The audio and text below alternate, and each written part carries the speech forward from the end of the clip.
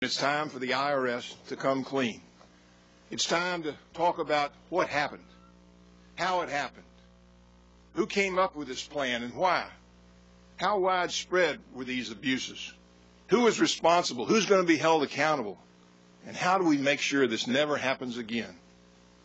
Because more than $10 billion, that's B as in billion, in hard-earned taxpayers' money gets appropriated every year to the IRS to conduct its operations. And before Congress spends one more dime on the IRS, we need to know how it spends the money it receives already.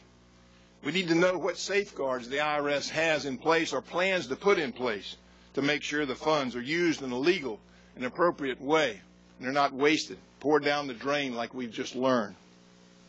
That's why we're holding this hearing today. I've heard some say that the IRS has been underfunded and that using names and political briefs to target these 501c4 applications for additional scrutiny was just a shortcut to deal with the growing number of tax-exempt applications. These shortcuts, however, started in 2010, when the number of 501c4 applications were basically static and the total number of applications for tax exemption were going down.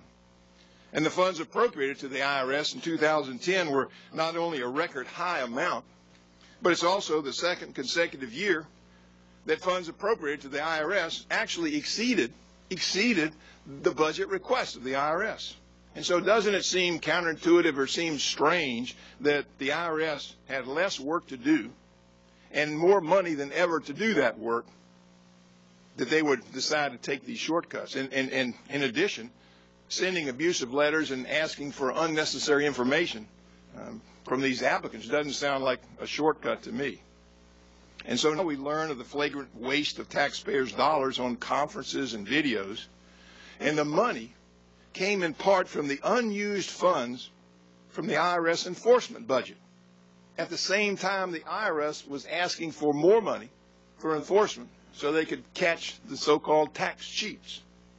Now, for 2014, the IRS budget request is for $12.9 billion. That's a $1 billion increase over the current year, and of which $440 million is to help implement the so-called Affordable Care Act, the so-called Obamacare. Now, even before the Inspector General's report was released, any kind of increase of this magnitude was going to be a challenge for some very basic reasons. Number one, there are a lot of objections to affordable health care, a lot of objections to Obamacare. The subcommittee has limited money. We all know that. We're looking at this breach of trust that we're talking about today in terms of this scandal. And now we have this newly discovered incredible waste. So we're going to have to think very carefully about the amount of money that we provide to the IRS. Now, nevertheless, I think we know this. We need to fund this agency so it can accurately answer questions from businesses and individuals about tax matters. It needs to produce tax forms and instructions that promote compliance.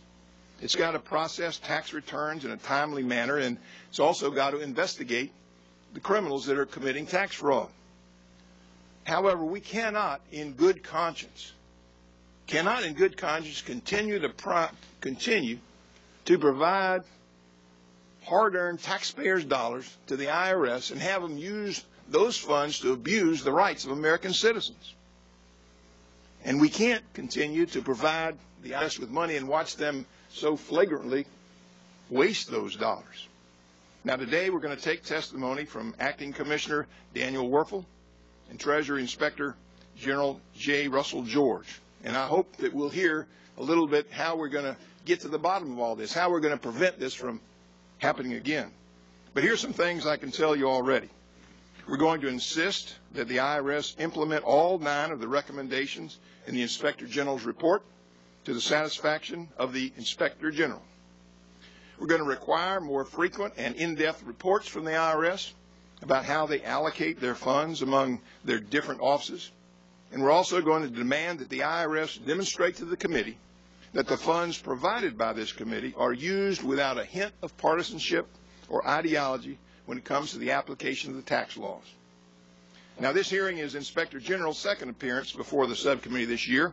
We appreciate your willingness to meet with us again. This is Mr. Werfel's first congressional hearing in his new role as acting IRS Commissioner. I want to congratulate you, if that's the right word, on your appointment, and thank you for taking this assignment in a very difficult time. We appreciate your service. And finally, let me say that this committee expects the witnesses to be candid and forthcoming. If additional information about the practice of targeting or other topics discussed here today comes to light after the hearing, we expect General George and Mr. Werfel to keep this committee apprised of the latest information. Now, I want everybody to have a chance to ask questions today, everybody to have a chance to have those questions answered, so I'm going to keep strict time in order to keep the hearing moving. And we want to get as many rounds of questions as we can. But right now, I'd like to recognize the ranking member, Mr. Serrano, for any opening statement he might like to make. Thank you, Mr.